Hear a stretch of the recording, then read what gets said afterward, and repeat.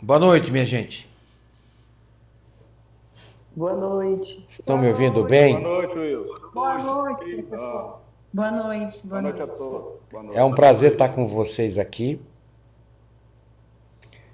É um momento muito especial, porque hoje é dia 21, a semana de Natal, que se comemora o nascimento de Jesus. Eu fiquei pensando que tema que eu colocaria aqui hoje, né? E fiquei pensando que é o seguinte, no próximo domingo é dia 28, é véspera de Ano Novo, né?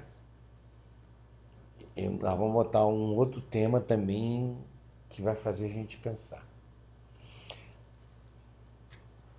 Qual é o que eu fui? Eu fui lá explicar como é que eu pensei. Eu fui na Santa Ceia e procurei extrair um conhecimento. Eu fui na crucificação e fui extrair outro conhecimento. Eu fui na ressurreição.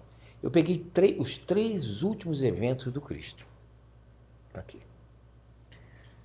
E eu fiz a seguinte pergunta: por que nós não conseguimos amar verdadeiramente o nosso semelhante? Não confunda o amor que está na boca do povo com o que é amor verdadeiro. Então, a primeira coisa que nós temos que colocar aqui, botar o pingo no i, é o que significa este amor verdadeiro, né? E depois nós vamos fazendo o seguinte, nós vamos buscando as etiologias, as origens desse amor verdadeiro. E porque eu fiz assim, por que a gente não consegue amar verdadeiramente uma pessoa? Principalmente as pessoas que nos incomodam. E o que nos falta? E vocês vão ver que nós vamos ter um roteiro de vida, porque o Evangelho, gente, ele é um roteiro de vida. As pessoas ficam lendo o Evangelho com a letra morta. Quem está acompanhando aqui a Escola de Amor e Vida todo domingo sabe disso, que a gente não faz interpretação literal. A gente vai buscar o sentido daquele ensinamento para nossas existências, não é? Então, eu fui buscar nesses três exemplos finais da vida de Cristo tudo que ele condensou nesses três grandes eventos. A Santa Ceia, que foi a última ceia, quando eles terminaram, eles foram para o Jardim de Getsemane, ali Jesus é preso, ele já sabia disso.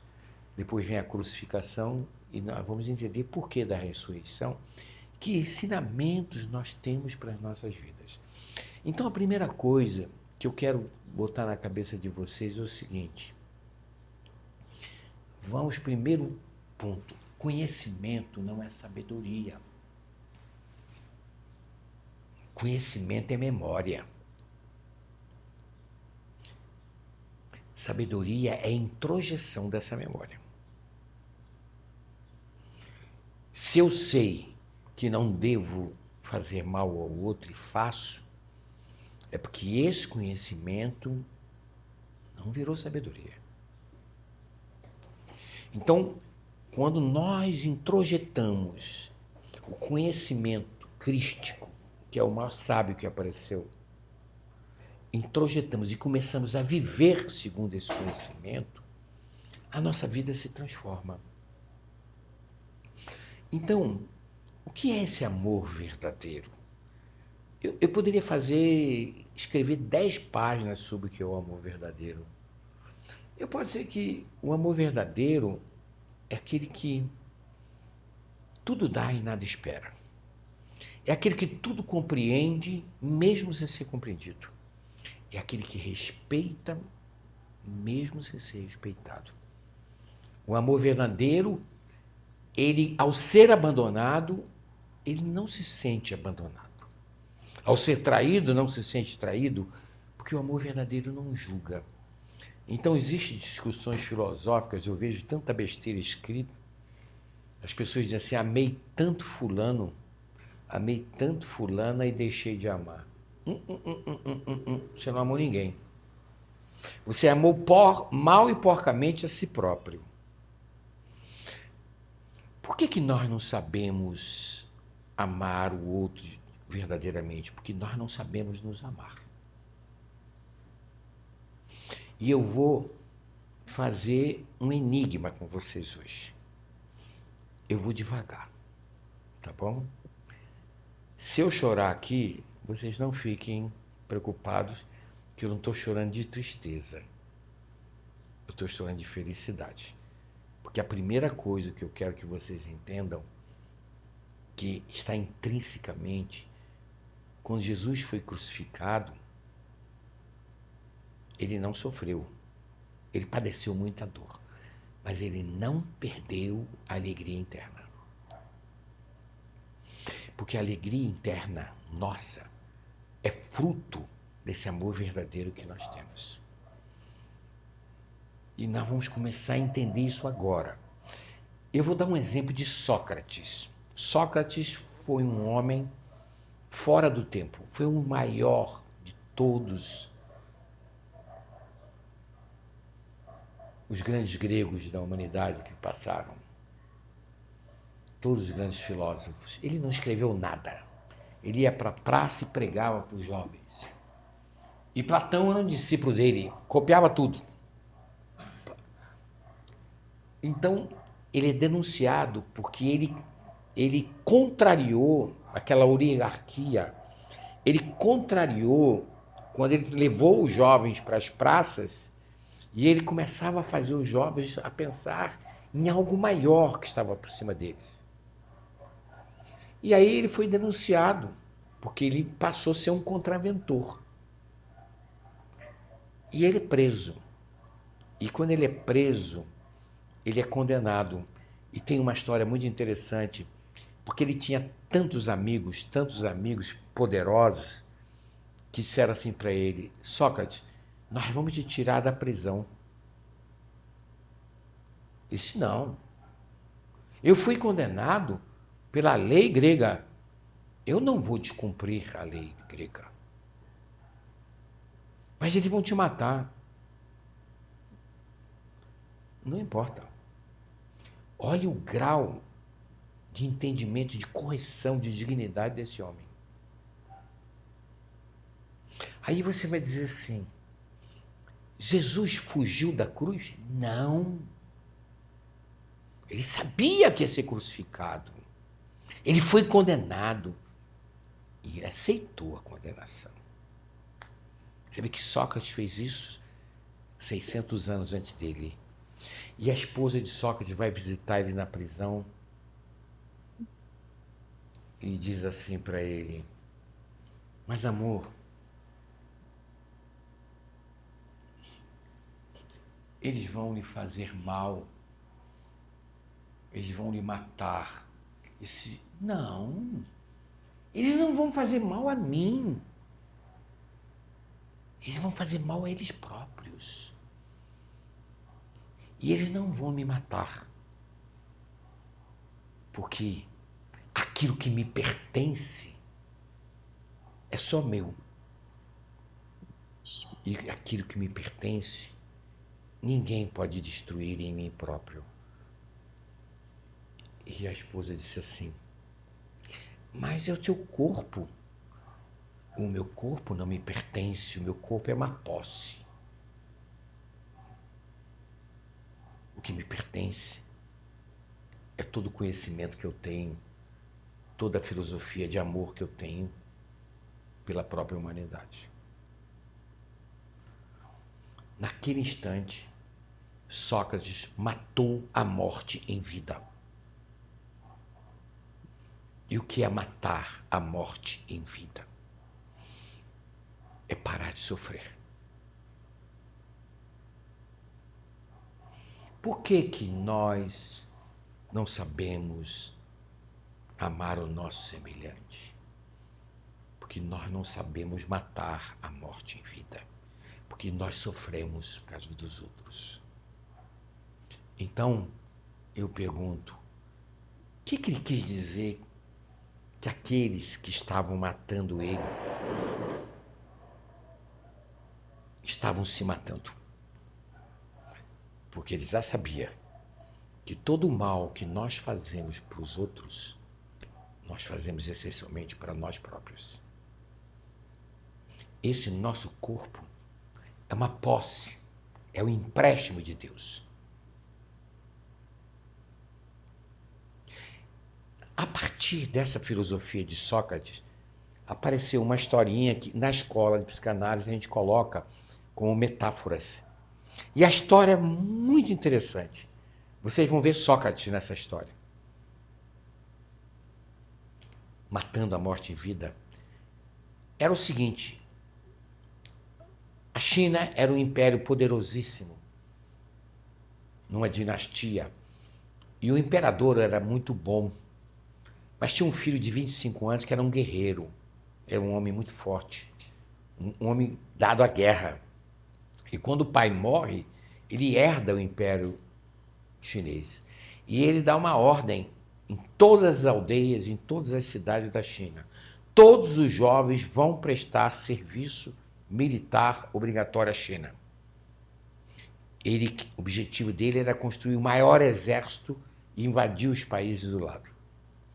E o que acontece é que numa determinada cidade, um vilarejo, tinha um homem muito sábio. Ele era já um homem muito idoso, mas de uma sabedoria. Ele pregava o amor, ele pregava a bondade, ele pregava a compreensão. E quando chegou o exército chinês, os discípulos deles eram todos jovens, igual o dos Sócrates, igualzinho. E recrutaram os jovens. Eles disseram: não vamos servir o exército chinês, que nós não concordamos em matar o próximo. Prenderam os jovens. Aquela dezena de jovens foram presos e colocaram num presídio comum, com bandidos, com assassinos. E eram jovens, adolescentes. E quando eles ficaram presos, a pouca comida que era dada para eles, os bandidos, os assassinos, tiravam deles. Eles eram obrigados a limpar as fezes, a urina daqueles bandidos. Eles eram obrigados a cuidar da higiene desses bandidos. E eles eram maltratados, eles apanhavam. Depois de alguns meses de muita tortura ali dentro, entrou o mestre. O exército chinês prendeu o mestre sábio. E ele entrou todo ensanguentado, porque ele apanhou muito, gente. Ele apanhou muito. E quando ele entrou, os discípulos correram e disse: mestre, que fizeram contigo? Você agora está preso. E aí começaram a se lamentar. Por que está acontecendo aqui? Que nós estamos apanhando, nós temos que limpar o cocô, eles roubam a nossa comida, nós estamos passando fome. E o mestre só o escutou. Vocês estão dizendo que vocês estão presos? Nós estamos. E você também, mestre. Se eu não estou preso, quem está preso aqui é o meu corpo. E o que está sendo maltratado é o corpo de vocês. Mas vocês estão permitindo serem maltratados na alma de vocês. Então, a partir de hoje, nós vamos limpar toda a cadeia, nós vamos cuidar dos presos que estão feridos, nós vamos dar a nossa comida que podemos dar para aquele que precisa mais. E qual foi o ensinamento que está ali? Ele não estava preso. Quem estava preso é o corpo. Alguém já viu um casamento onde os dois corpos estão presos um com o outro? Nunca viram? Nunca viram um casamento onde os dois corpos estão presos? Porque as almas não têm sintonia. Sócrates matou a morte em vida. Essa é a história de Sócrates contada de uma forma diferenciada. Matar a morte em vida é um termo de Francisco de Assis. Ele diz que quem ama, quem tem amor verdadeiro, quem confia na regência de Deus sobre a vida, vai ganhar 3 privilégios. Uma vida sem onipotência, sem sentimento de superioridade. Ah, por que nós não amamos verdadeiramente os outros? Porque nós temos sentimentos de superioridade. Nós somos orgulhosos. Nós nos ofendemos. Nós somos egoístas. Nós somos maldosos. E Francisco disse a mesma coisa que Sócrates falou. Matar a morte em vida é não permitir que a nossa alma viva em função somente do nosso corpo. Então é preciso que a gente comece a entender que este corpo está um dia mais próximo do caixão. Que nós estamos morrendo a cada momento das nossas vidas. Que nada nós possuímos. Que tudo que nós temos é posse. Então, é preciso que a gente entender o que Jesus falou em Lucas, está lá escrito. Eu já falei isso aqui num domingo. Eu fiquei mais de um ano para descobrir o que ele queria dizer com aquilo. Jesus disse que antes de doarmos alguma coisa para alguém, antes de doarmos algo para alguém, nós devíamos dar para esse alguém aquilo que nos pertence, não aquilo que nós possuímos. Sócrates não deu para a justiça grega a alma dele. Ele só deu o corpo, que foi morto, que ele foi obrigado a tomar veneno, cicuta. Jesus foi crucificado, o corpo, o homem, mas Cristo não. Eu posso ser abandonado, eu posso ser traído, eu posso ser agredido fisicamente, mas naquele momento, se eu reagir contra aquele processo, aí eu vou sofrer, porque eu não dei aquilo que me pertence.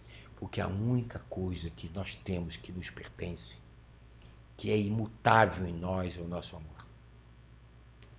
É a compreensão, a doação e o respeito ao próximo. A única coisa que nos pertence é o nosso self, é esse Deus em nós. O corpo é apenas o signatário dessa minha alma. E nós temos que começar a compreender isto. Esse mês que passou, agora, nesse mês, nosso amigo Arruda, amigo de mais de 50 anos, partiu num tombo. Ele deixou aquilo que ele possuía. Mas aquilo que pertencia a ele, ele levou para o outro lado. Sabe por que nós não amamos de verdade? Porque nós cultuamos o corpo. E Jesus fala sobre isso. Jesus fala sobre esse processo. Querem ver? As pessoas seguiam o mestre. Mestre, posso te seguir? Ele disse, pode. Vai lá, venda tudo que tu tens e me segue. Mas como? Ah, não dá. Vocês acham que Jesus queria que aquele rapaz vendesse as posses dele? Não. Ele queria desapego material. Começamos a mostrar por que nós não amamos de verdade os outros. Nós somos apegados materialmente. A gente pode ter carro, a gente pode ter tudo, dinheiro, mas isso é posse. Isso não me pertence, vai ficar aqui. Ele disse assim, para você seguir o amor que eu ensino, você não pode ter apego material. Porque se eu tenho apego a esse corpo para mim é um instrumento da minha evolução. Eu tenho que cuidar dele, eu tenho que gostar dele. Mas eu não posso fazer dele um escravo. Deixar ele me escravizar pelos meus instintos. Porque se ele me escraviza, eu sou um morto-vivo. Nós temos uma sociedade de mortos-vivos. E Jesus veio para matar essa morte com amor, que ele ensinou para nós. Porque se eu vivo em função do meu corpo, eu vivo na ilusão de encontrar felicidade através daquilo que é material. Vai lá, venda tudo que tu tens. Não tem apego material. Então eu vou fazer uma pergunta para todos nós. Quem é que está vendo um irmão? Porque irmão não é consanguíneo. Quem é que está vendo um irmão com necessidade financeira e se nega a ajudá-lo? Está assim disso. Porque aquilo que está na nossa conta bancária não é nosso. Pode ser tirado a qualquer hora de todos nós. Uma doença leva tudo aquilo num dia. Uma UTI leva aquilo num dia.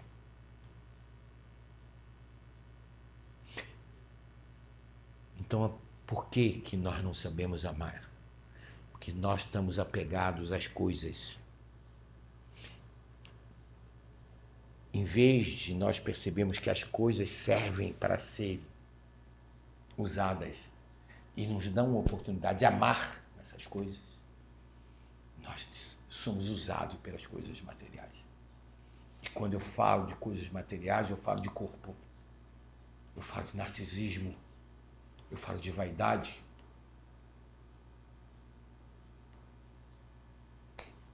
Ontem eu fiz natação. Nadei 800 metros, gosto de nadar. Vou nadar segunda, quarta e sexta. Legal. Mas eu não posso viver em função de um corpo. Porque ele não é meu. A única coisa que eu tenho que me pertence é essa capacidade de amar.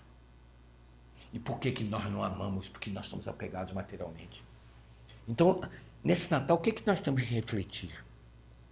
Nós não temos que esbanjar nosso dinheiro. Nós não temos que ser perdulários. Nós temos que ter prudência com o gasto do nosso dinheiro. Mas o que nós não podemos é ter egoísmo material. Porque não tem coisa pior que o egoísmo material. Ontem eu estava conversando com uma pessoa muito querida e ela falando de um problema que ela tinha com o irmão, que o irmão é um egoísta material, que pegou coisas dos pais, vendeu e ficou com dinheiro.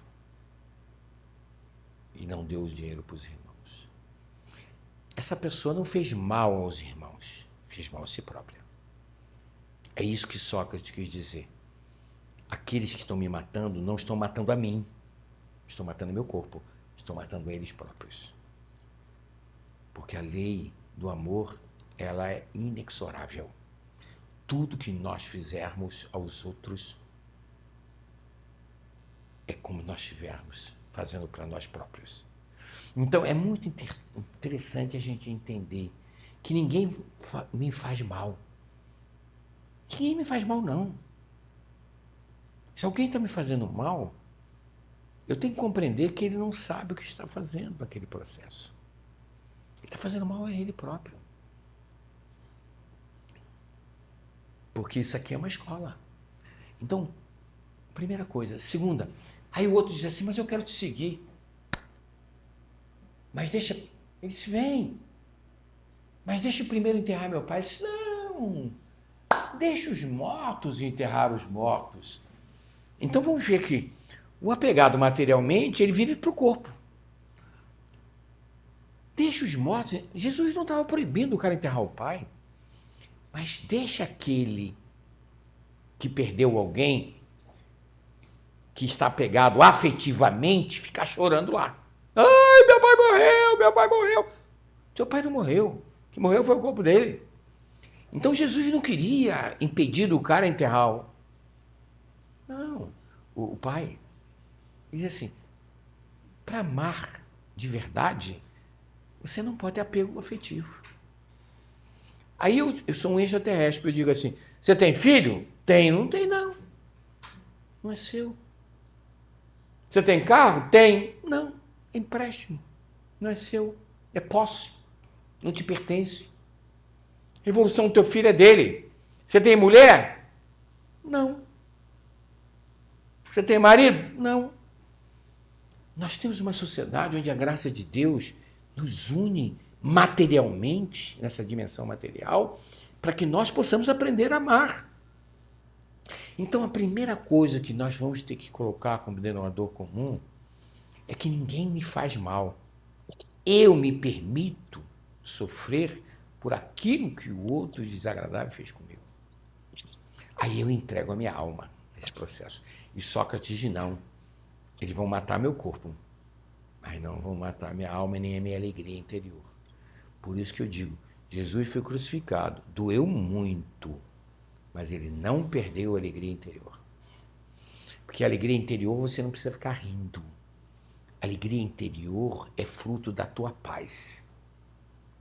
É fruto dos teus ideais, não das tuas idealizações. As pessoas estão completamente perdidas, por isso que não sabem amar. Nós temos uma humanidade que vive na porta larga da ilusão, buscando a felicidade fora, terceirizando a felicidade. Tem uma boa notícia, hein, gente? Nada nos pertence. Tudo são empréstimos, não é? Então é preciso que a gente entenda que nós temos que agora potencializar aquele Deus que habita em nós, que é aquilo que me pertence. Vamos lá, a compreensão me pertence. Mas o egoísmo não. A compreensão me pertence, mas a incompreensão é instintiva. Não me pertence. É um adversário interno. O apego material não me pertence. Mas o desprendimento me pertence. O respeito me pertence ao outro, mas o desrespeito não me pertence, é instinto. O orgulho não me pertence, é um adversário interno. Vocês estão achando que os inimigos estão fora de vocês? Não. Por que nós não amamos o outro? Porque os nossos inimigos internos dominam a minha vida. O orgulho hoje, o sentimento de superioridade estético, intelectual, espiritual, nos faz prepotentes, arrogantes, presunçosos. Nós vamos levar isso para o outro lado, gente, vamos. Vamos levar como coisa ruim que fizemos para os outros. O orgulho é instinto. Ele vai ter que desaparecer em nós. Mas a humildade não, ela é self. Ela me pertence. Reconhecer meus erros, não me comparar, não julgar os outros. Isso é alma. Isso é intrínseco, não é instinto. A ofendibilidade, a mágoa, não me pertence, é uma ilusão. Por que eu não estou amando o outro? Porque eu me magoo com ele.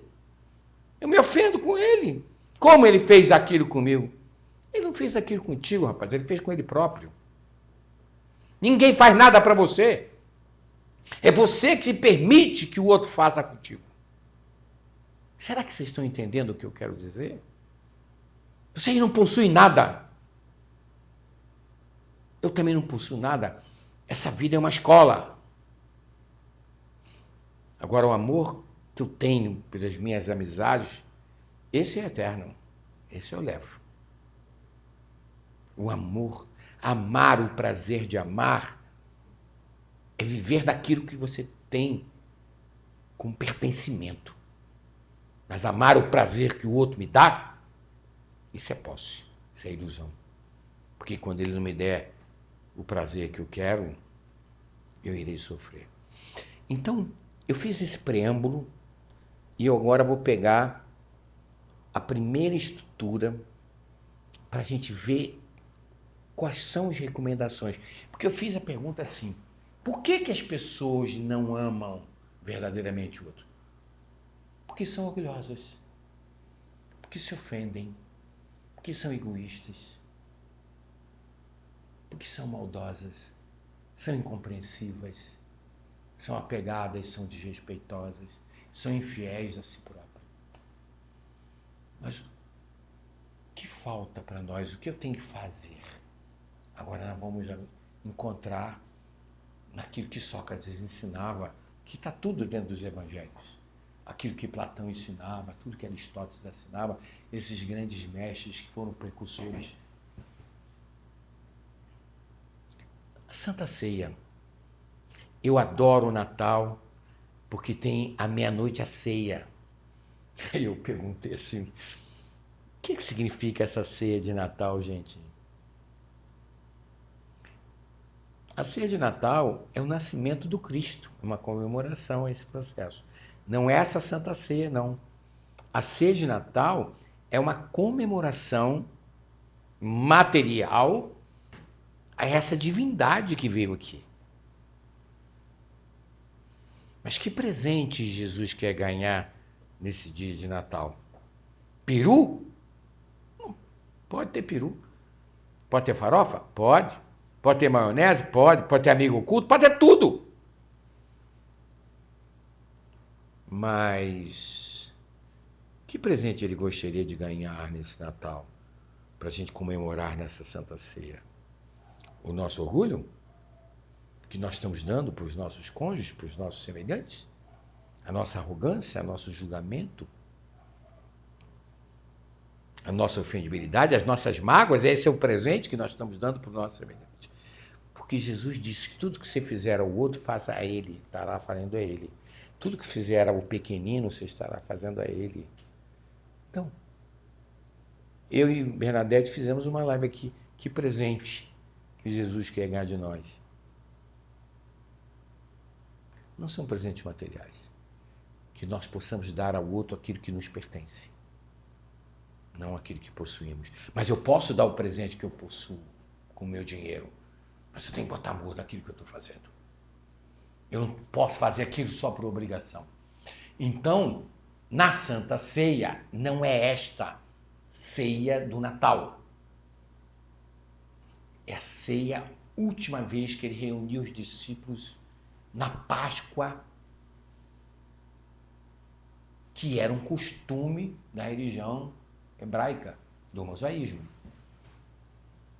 Ele reuniu todos os seus discípulos na mesa, os 12. Tanto é que tem na escola lá, nós temos uma pintura e temos um quadro que mostra Jesus e os seus 12 discípulos. Estavam todos reunidos lá. E ele disse assim, agora nós vamos começar a perceber o que nos falta nesse processo. Ele pegou um pão e dividiu o pão, Foi dividindo o pão para os discípulos. Na hora que ele dividiu o pão, ele disse assim, comeis esse pão, porque esse pão é o meu corpo. Em minha memória, se alimentem desse pão, porque ele é o meu corpo. Mas que absurdo, gente. Jesus quer que eu coma o corpo dele? Olha aqui, Santo Agostinho diz que isso é um absurdo para quem interpreta o Evangelho a nível da palavra. O pão é um conjunto de cereais, gente? É um conjunto de cereais que existe na natureza, que são unidos, esses cereais, com ovos, e essa mistura balanceada gera uma massa e ela é fermentada. E ao ser fermentado, ele se transforma num pão. Então vamos pensar que corpo Jesus disse que nós tínhamos que nos alimentar? Do corpo filosófico, dos ensinamentos dele. Corpo filosófico. A palavra corpo significa estrutura. Meu corpo é a minha estrutura física. Ele falou assim, se alimente do amor que eu ensinei a vocês. Se alimente do faça ao outro o que eu gostaria que vocês gostariam que ele lhe fizesse. Se alimente do seu desprendimento. Se alimente da humildade que eu ensinei. Se alimente da inofendibilidade. Se alimente desse corpo doutrinário. Porque esse corpo doutrinário, ele vem na dose certa. esses ensinamentos fermentados pelo teu amor, fermentados pela tua fé, fermentados pela tua compreensão, pela tua doação e respeito, eles vão se transformar no alimento da tua alma. Coloque esse pão para dentro. E as pessoas acham que nessa Santa Ceia Jesus queria que a gente comesse o corpo dele. Não. Então, mas ele logo pegou depois o vinho, botou numa taça e disse assim: bebei isto em minha lembrança, porque isto é meu sangue. Porque se eu me alimento com o pão, simbolicamente, esse pão vai ser digerido no meu organismo e vai produzir o sangue. E o sangue é que mantém o meu corpo vivo. Então, olha o simbolismo de Jesus na Santa Ceia. Ingerir todos os conhecimentos. Não deixe esses conhecimentos como memória. Introjete na sua vida o amor que eu ensinei a vocês. Faça essa digestão na tua estrutura espiritual. Porque ao digerir os conhecimentos que te levam à humildade, à inofendibilidade, ao desprendimento, a transformação da digestão é o sangue, é o amor que vai te sustentar. Ninguém vai amar, ninguém vai compreender sem humildade. A digestão da humildade produz a compreensão. Porque compreensão é amor, é dinâmica do sangue. Ninguém vai se doar sem humildade, porque tem que ter desprendimento. Ninguém vai se doar se não tiver compreensão, se não tiver desprendimento, compaixão pelo outro. Então, o que nós temos que fazer para começarmos a amar verdadeiramente? Começarmos a nos alimentar desses ensinamentos que Cristo nos deu. Que nós coloquemos no nosso cardápio este amor, que nós possamos digerir todos esses conhecimentos, transformando isso em amor e atitude, porque é o que vai me sustentar, a minha atitude de amor. E amar é compreender sem ser compreendido, é se doar, é respeitar sem ser respeitado. Então, qual é o ensinamento de Jesus na Santa Ceia para que nós possamos amar verdadeiramente? Vou pegar Francisco de Assis: o eu não entra no céu, só o nós. Comece a entender que nós somos um ser coletivo. Nós, sou eu e você.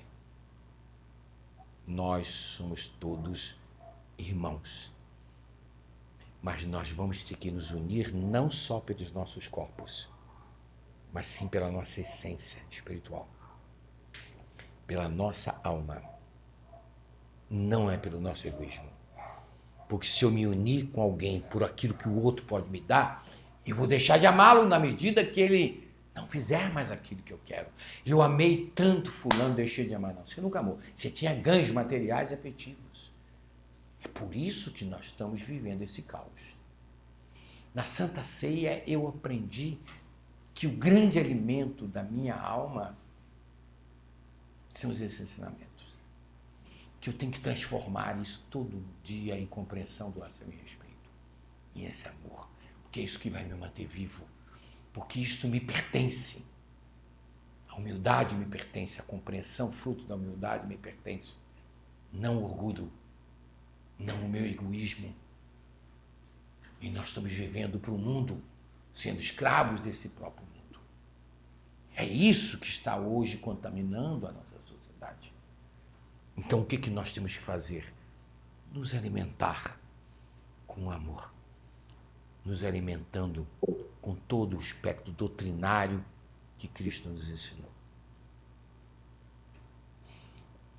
Agora vamos ver o ensinamento para que nós possamos aprender verdadeiramente. Jesus não sofreu na cruz porque o sofrimento é emocional. Jesus padeceu muita dor. E a dor é orgânica. Jesus não se revoltou. Ele teria sofrido. Jesus não xingou. Ele teria sofrido. Jesus não julgou ninguém. Jesus, ele foi fruto de uma atrocidade de uma sociedade que vivia só para a matéria. Mas tem uma coisa interessante. Quando acabou a Santa Ceia, eles foram para o jardim de Getsêmani. E Jesus sabia o que ia acontecer, porque na própria Santa Ceia, ele disse para Judas, faça aquilo que você tem que fazer. Eu vou fazer uma pergunta para mim e para vocês assim. Se Jesus sabia que Judas ia traí-lo, por que ele não delatou? Porque ele teve respeito a Judas. Ele compreendeu que Judas não sabia o que estava fazendo. Ele compreendeu que Judas estava iludido, achando que ele ia tomar o poder dos romanos materialmente.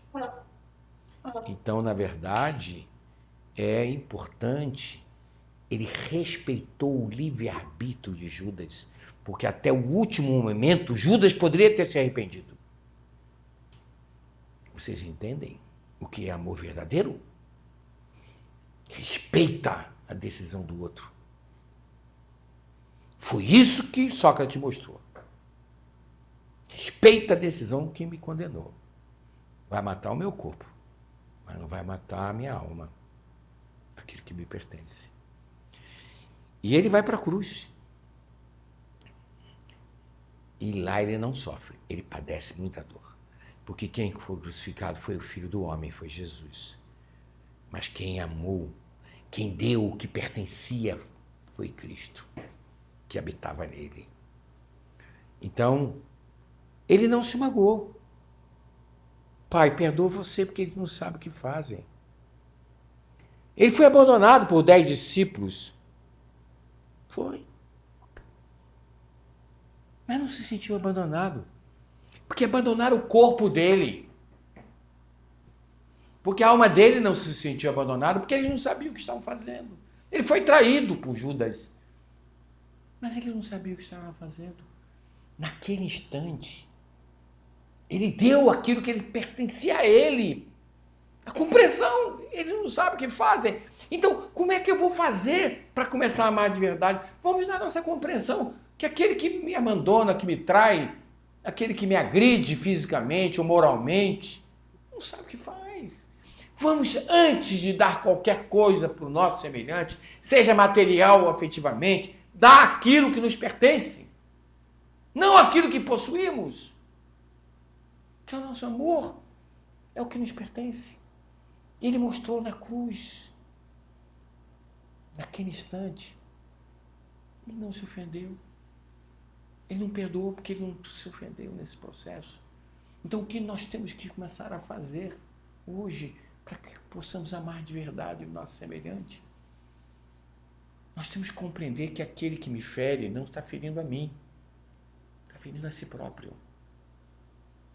Aquele que me nega o pão, o alimento, o dinheiro para a sobrevivência daquele que é dependente, está roubando de si próprio. Vai ver o que vai acontecer no futuro. Então, é muito importante nós começarmos a entender o que essa crucificação significou. Um maior exemplo de doação do que pertencia a ele, que era o amor que ele possuía por nós. Não egoísmo. Porque os nossos inimigos estão dentro de nós. O que falta em nós? Nós começamos a entender o que nós estamos fazendo aqui. Falta propósito. Porque se eu nasci para casar, para ter filhos, não eu posso ter tudo isso. Para ter carro, para ter dinheiro, não eu posso. Eu nasci para aprender a amar. E se eu nasci para aprender a amar, eu tenho que aprender a dar o que me pertence. Não o que eu possuo. Porque o que eu possuo vai ficar aqui. Mas o que me pertence, não. É eterno. É esse Deus em mim. É isso que me transforma hoje, todos os dias. É isso que Jesus vem ensinar. É isso que essa sociedade, que as religiões não perceberam ainda. São poucas as religiões que estão falando dessas coisas. Nós temos um cara maravilhoso aí que faz palestra, que é o Haroldo Dutra. Ele está tocando justamente nesses pontos do cristianismo puro. Nós precisamos viver esse cristianismo puro dentro dos nossos corações. E é muito importante a gente entender que exemplo que a cruz nos deu. Ninguém trai ninguém. Ninguém mata ninguém. Ninguém abandona ninguém. Faz a si próprio isso. É a lei de causa e efeito. Semeou, você colhe. Vocês não notaram que a sociedade vive de interesses, gente, de ganhos? Como as pessoas se aproximam das outras por interesse? As pessoas se aproximam pelos corpos. O corpo fica. A alma não. Ela permanece. Então, na verdade, eu tenho na Santa Ceia toda a orientação do Cristo de nos alimentar com todos os conhecimentos que ele ensinou. Para que a nossa digestão espiritual transforme aquilo em atitude de amor. Porque nós temos que entender uma coisa que Paulo falava assim. Ele dizia, viver no mundo, olha só, sim, mas sem ser do mundo. Traduzindo na linguagem do pertencimento. Viver no mundo, matéria, mas sem ser do mundo, viver com aquilo que me pertence, que é o meu amor. Porque se eu vivo no mundo, para o mundo, para ter mulher nova, para ter marido novo, para ter carro novo, eu estou na porta da ilusão. Eu não quero mais perder um dia da minha vida sem amar o meu semelhante. Não. Eu amo o prazer de amar. E quando eu amo o prazer de amar, sou fiel nesse amor que eu tenho. Porque se eu amar o prazer que o outro pode me dar, eu vou me corromper, porque eu vou viver no mundo para o próprio mundo. Então, Jesus na cruz, ele exemplificou tudo o que ele ensinou. Ele demonstrou humildade, ele demonstrou inofendibilidade, ele demonstrou alta compaixão por todos nós, ele demonstrou pureza de sentimentos, ele demonstrou um estado pacificador, de compreensão, eles não sabem o que fazem, de desprendimento de si próprio, de respeito ao livre-arbítrio de cada pessoa.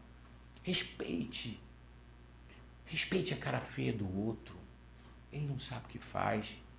Respeite o egoísmo do outro, ele não sabe o que faz. Respeite a arrogância do outro, ele não sabe o que faz. Porque só tem uma pessoa que me faz feliz no mundo, sou eu próprio. Aí eu pergunto, Sócrates morreu feliz? Sim. Aquele mestre lá que estava preso lá, naquela historinha, ele disse assim, não, o que está preso aqui é meu corpo. Minha alma não. Minha alma me pertence. O meu corpo pertence a eles, mas minha alma não. Nós vivemos num mundo onde a índole é ser amado. A nossa índole é ser amado e ser picado, e picar os outros quando não somos amados. Com as nossas estruturas do nosso orgulho, do nosso egoísmo. Então nós precisamos entender que Jesus, na cruz, ele matou a morte em vida. Francisco fala disso. Lá ele matou a morte. Mataram o corpo, mas não mataram a essência dele. E nós vamos para o terceiro ponto importante, que é a própria ressurreição.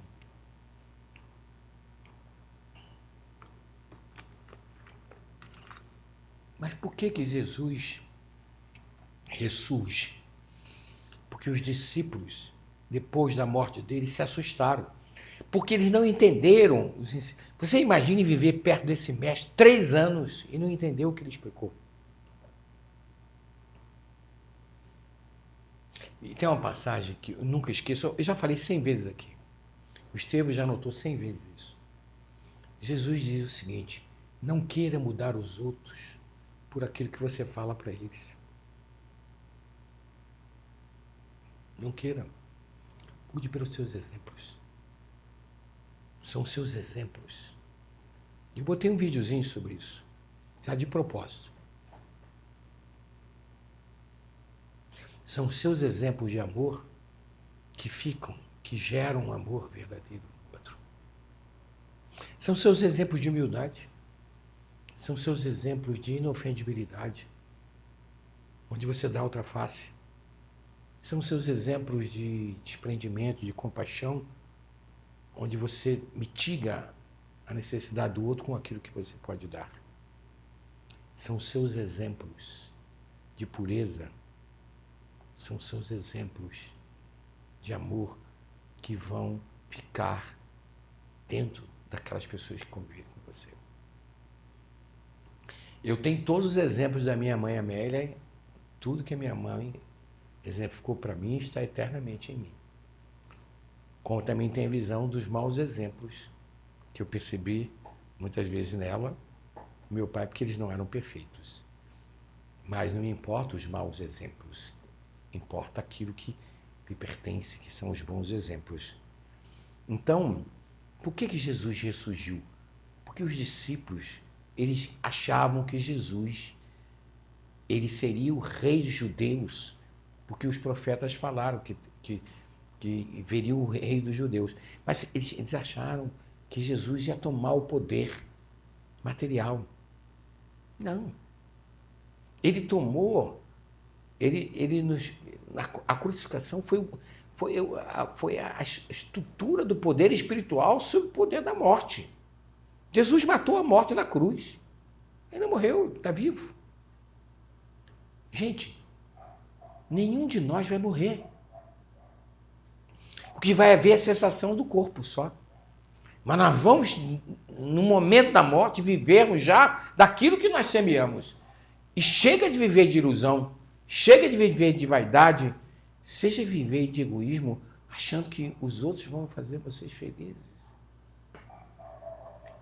Então por que Jesus ressurgiu? Porque o evangelho teria morrido ali. Eles voltaram a pescar. Pedro voltou a pescar. Mateus voltou a colher impostos. Acabaria ali o evangelho. Então ele ressurge. E na ressurreição, tem uma coisa muito linda na ressurreição. Porque no dia seguinte, João e mais Maria de Madalena vão procurar o túmulo de Jesus. E quando chegam lá, a pedra estava aberta. E eles entraram, estava só a pedra, onde ele ficou deitado com o lençol. E eles encontram um anjo lá e dizem, ele não está mais aqui não.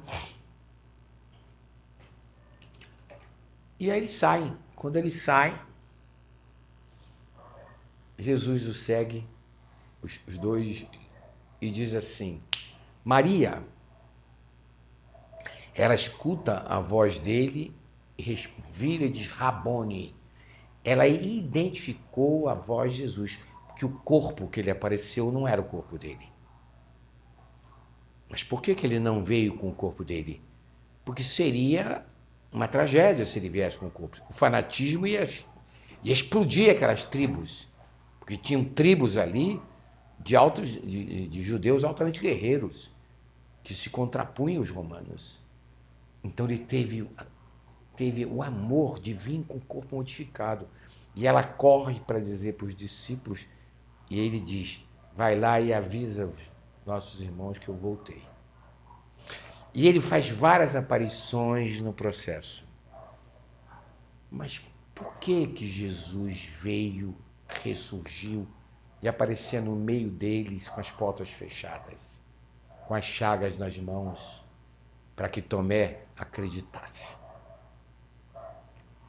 Ele veio para mostrar que o reino que ele ensinou não era desse mundo, que o verdadeiro reino é o espiritual.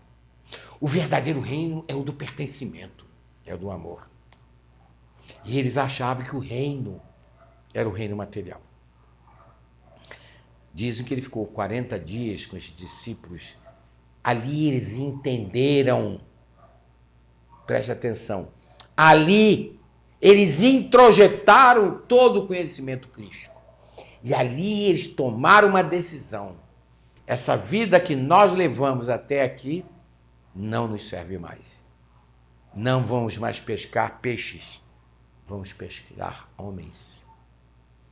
Não vamos mais coletar impostos. Eles se dividiram a partir dali, porque a ressurreição teve um único objetivo: mostrar que nós vamos viver no mundo, mas que temos que viver sem sermos escravos desse mundo. Como Paulo diz, viver no mundo materialmente, mas sem ser do mundo espiritualmente pelo nosso pertencimento. Eles ali se modificaram, eles se espalharam pelo mundo para pregar o Evangelho. Todos tiveram morte violenta, menos o filho direto, o discípulo direto que estava junto dele, que foi João, que morreu de velhice. Então, qual foi o ensinamento final de Jesus na ressurreição? Ele veio nos ensinar o quê?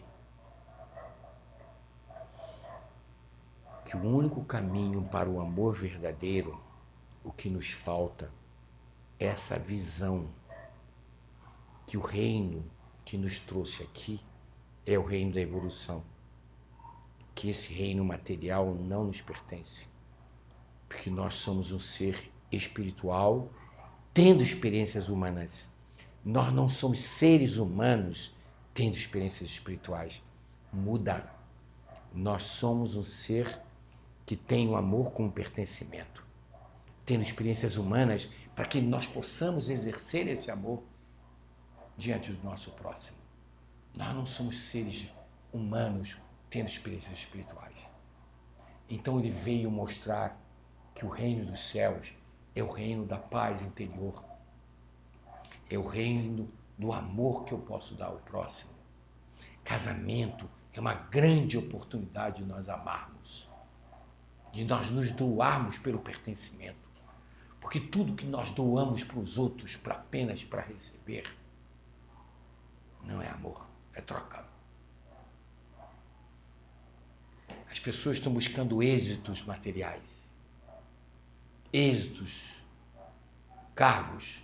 As pessoas estão buscando poder. E quando conseguem isso, sentem um vazio enorme. Porque sem amor, nós não somos nada. É como diz Paulo, nós somos um sino que apenas faz barulho. O conhecimento ensinado por Jesus é uma posse nossa. Mas para que ele vire pertencimento, eu tenho que introjetar e começar a viver segundo esse amor. E para viver segundo esse amor, eu não posso me isolar na caverna. Casamento é importante, a maternidade é importante, o trabalho é importante, porque são grandes oportunidades para nos amarmos. A ressurreição veio inaugurar uma nova fase na humanidade, quando estes discípulos foram pregar o chamado Reino dos Céus. E as pessoas estão achando que o Reino dos Céus é depois que nós morremos. Não. O Reino dos Céus é aqui. Aqui agora. É o reino da paz interior. Porque ninguém vai me fazer feliz. Eu vou ser feliz quando eu proporcionar felicidade para esse alguém. Porque se eu proporcionar felicidade sem nada esperar, nós vamos entender o que é amor. Eu começo a fechar minha palestra. Vocês querem saber o que é amor? Porque quando eu amo o meu próximo, em primeiro lugar, compreendendo, me doando e respeitando, quando eu faço bem a ele, eu faço bem a mim, porque eu sinto paz. Quando eu amo o meu próximo em primeiro lugar, eu me amo. Porque ninguém ama a si sem amar o próximo, em primeiro lugar. Mas quando eu trato mal o outro, quando eu agrido o outro, quando eu vou ferir o outro, quando eu me afasto desse pertencimento, porque eu fui contrariado dos meus interesses instintivos, do meu orgulho, no meu egoísmo, eu sinto angústia, porque eu me afasto desse Deus que habita em mim, que a única coisa que eu tenho que me pertence é esse amor, é esse Deus que está em nós. Então, ali os discípulos compreenderam que eles tinham que viver no mundo, fisicamente, mas sem ser do mundo. A morte de Paulo foi uma coisa linda, porque cortaram a cabeça dele fora, mas ele foi alegre, anteriormente. Pedro foi crucificado de cabeça para baixo, que não se permitiu ser crucificado como o mestre dele. E ele foi alegre. Jesus na cruz estava alegre. Ele estava com alegria interior, porque essa alegria interior é pertencimento. E Jesus falava para os discípulos: mantenham a alegria interior em todas as situações, principalmente nas naves, compreendendo que o outro não sabe o que faz. Tenha força e coragem para vencer a si próprio, para vencer seus instintos, para vencer seu egoísmo, seu orgulho. E tenha esperanças numa vida melhor. Mas eu acrescento, eu tenho uma esperança diferente hoje. Eu não estou preocupado com a minha vida futura. Eu tenho esperança que aquele que eu amo hoje, que está perdido nos caminhos, um dia vai encontrar esse amor que eu tenho, mantém no meu coração. Eu tenho esperança que aquele filho meu, que se afastou desse amor que eu ensinei a eles, que um dia ele vai voltar. Eu tenho esperanças que nós vamos ter um mundo melhor. Que nós vamos viver um mundo melhor. Mas desde que nós comecemos a fazer isso com os nossos exemplos. Porque a mudança não será do macro da sociedade para o micro. A mudança é de mim para o meu próximo. Nós temos que fazer as nossas partes, sem nos preocupar com se os outros estão fazendo.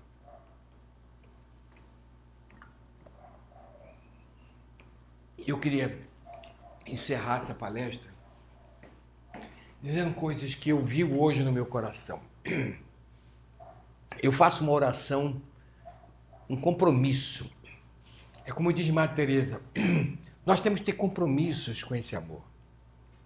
Nós temos que ter votos.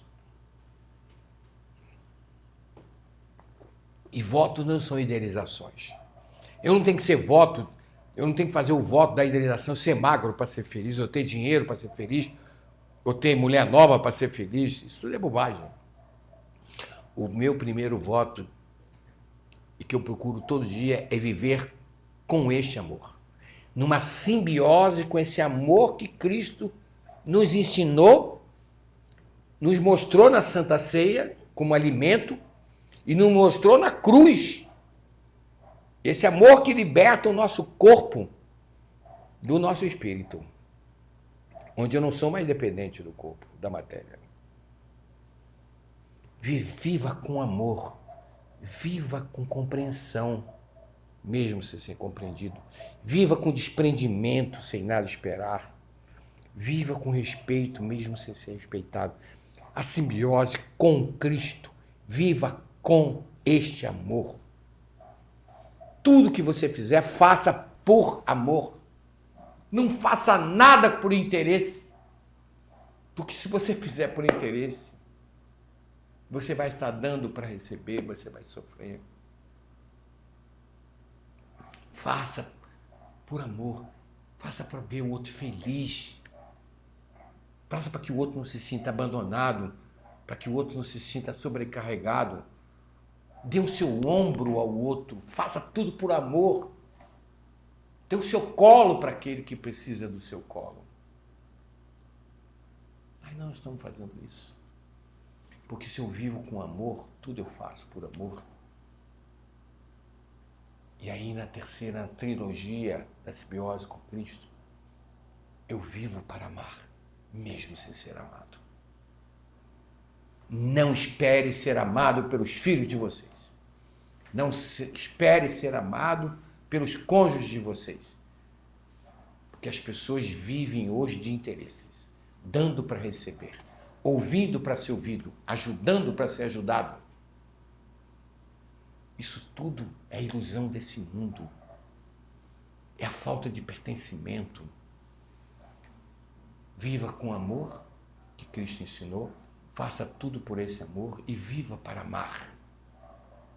Porque se você viver para amar, você será filho da humildade. Você terá a capacidade de sentir igual, fraterno, de não julgar, de agradecer e valorizar tudo que a vida tem te dado. Mas se você vive para ser amado, você vai viver como escravo desse adversário interno, esse instinto de superioridade que nós chamamos de orgulho. Você não vai ver os seus defeitos, você vai ver os defeitos dos outros, você vai se comparar, você vai julgar, você vai ficar se sentindo superior, prepotente, arrogante, presunçoso. E quando o outro for melhor, você vai sentir inveja e inferioridade. É preciso que a gente viva nessa trilogia, dessa simbiose com Cristo, fazendo tudo por Ele, por esse amor, e vivendo para amar, porque o tempo está passando, gente, e o corpo vai ficar aqui, mas o que te pertence não vai ficar, você vai levar junto. Não cultue ilusões da sua vida, desperte. Eu vejo as pessoas altamente interesseiras naquilo que os outros podem dar. Isso não é amor, é troca. Isso é instinto dentro de nós. Então eu queria fazer um versinho. O amor é vivo em mim. O amor vive em mim porque ele me pertence. Ele é meu self. Ele é minha semente de Deus em mim. Vivo é este amor em meu coração. O amor é vivo em mim porque me pertence. Vivo este amor quando eu vivo com simbiose.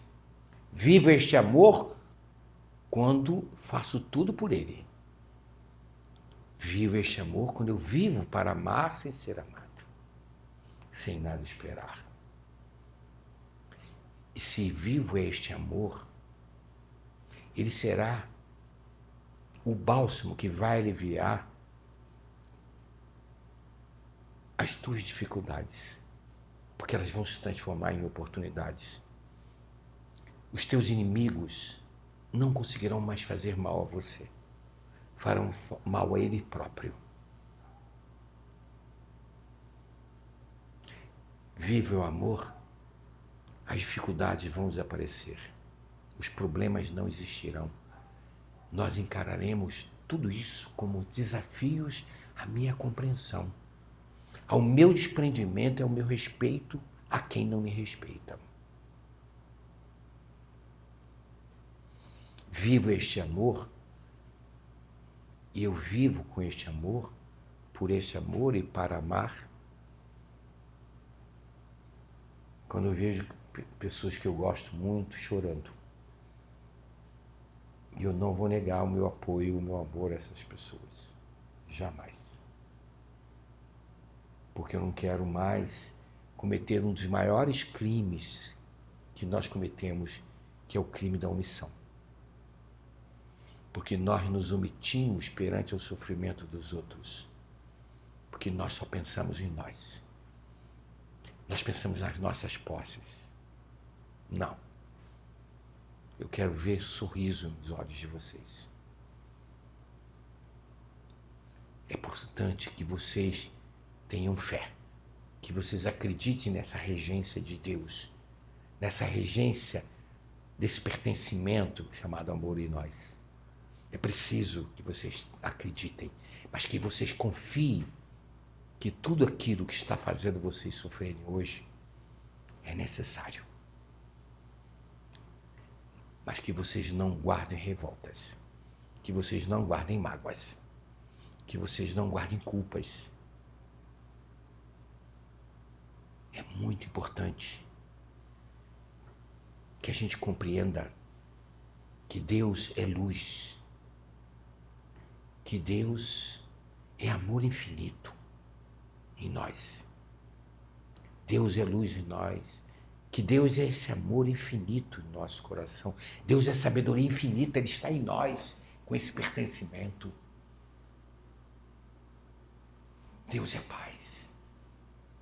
Deus é paz em nós. Mas nós precisamos entender que nós não amamos verdade porque nós não damos aquilo que Jesus nos ensinou, que é este amor. E o que nos falta é termos a visão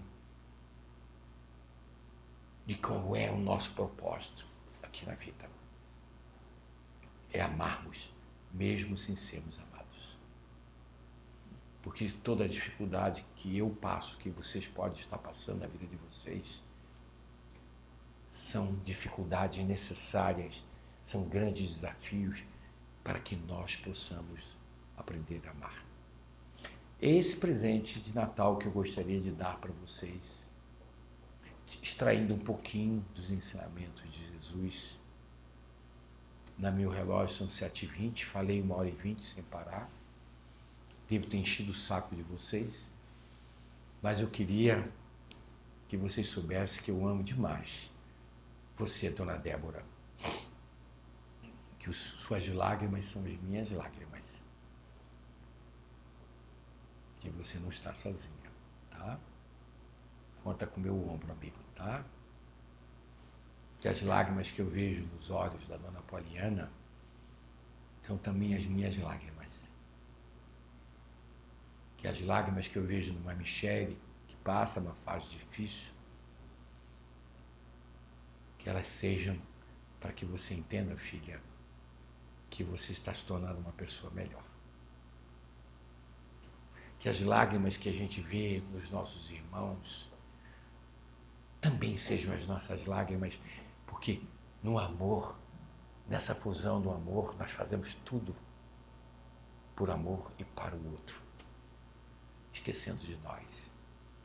Por que que nós não amamos verdadeiramente? Porque nós só pensamos em nós. Somos pessoas metades. E o que nos falta? Essa compreensão de propósito do que significa a vida. A vida é essa escola maravilhosa. Tudo vai passar. Daqui a alguns anos, quando eu for, as minhas palavras vão ficar. Os meus exemplos vão ficar nos vídeos que eu vou deixar para vocês. Meu amigo de coração, que eu gosto muito, que é o Estevão, quer falar, meu querido? Mediante a tudo que você colocou, meu irmão, eu acho que não tem muito o que falar. Você falou tudo e mais um pouco. Falar aqui seria chover no molhado. E tudo que você diz e disse é exatamente como a gente sente, como a gente vê. O mais importante, eu fiz... A quinta-feira foi a formatura lá do 9º ano, dos meus filhinhos do 9º ano. Aí eu fiz um discurso para eles justamente falando sobre isso. Que o eu não entra no céu, só o nós. E que cada um segundo as suas obras. O fato de alguém não agir de acordo com os ensinamentos do Cristo não tem nada a ver com o amor que a gente sente por ele. Porque se ele é incondicional, ele não depende de se o outro age de acordo com as leis, com os ensinamentos ou não. O amor, ele não é um retorno. Ele vai, porém volta, mas volta de Deus. Não volta da onde você mandou, para onde você mandou. Só sendo incondicional para ser verdadeiro. E a gente, logicamente, nenhum de nós somos, ou estamos muito perto, ou estamos muito longe, né? Mas Deus não olha a nossa imperfeição. Deus olha o esforço que fazemos para melhorar. Enquanto fizermos o esforço e andarmos 1 milímetro no lado positivo, está ótimo. O importante é não desistir. E aí a gente vai agregando, né? Vai agregando o que aprendemos a fazer as coisas com a felicidade, com a alegria, com a esperança de que o nosso irmão vai acordar e que nós também vamos acordar para muitas coisas que a gente ainda não enxerga. Vamos aprender a amar, mas nunca poderemos desistir disso. Vale o esforço. Se vamos conseguir, é um outro detalhe, é uma consequência. A causa é o esforço que nós fazemos. Obrigado por tudo, meu irmão. Nada. Obrigado. E eu vou fechar hoje com uma metáfora dos monges e do escorpião. 2 monges vinham andando na beira de uma lagoa. E para quem não sabe, a lagoa tem uma marezinha, né? Ela faz uma pequena onda pelo vento.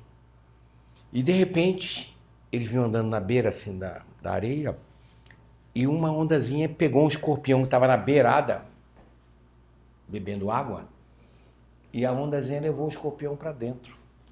Ele estava se afogando. Um dos monges foi lá e meteu a mão, pegou o escorpião na mão, e quando tirou da água, antes de colocar na areia, o escorpião picou ele.